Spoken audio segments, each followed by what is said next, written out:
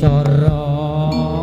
aja ditinggal kapribaden ganti murah mangko keri ing jaman mbaya sing eling kapopo iku budaya pancen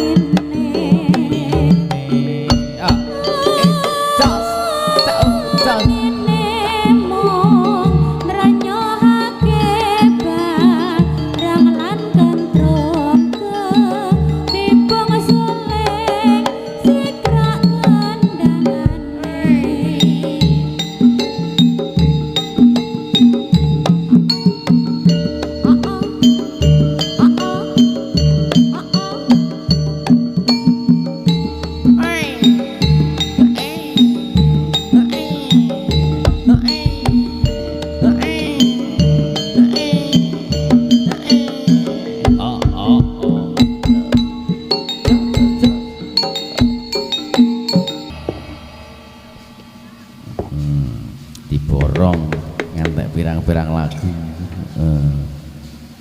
ada saka perahu layar numpak perahu layar terus mudun atau Gembang Sore terus mudun iki mau apa mbuh sajake kaya ruru kae ngono lho lah ya padahal pancene ora roh pancene ora ngerti ra dong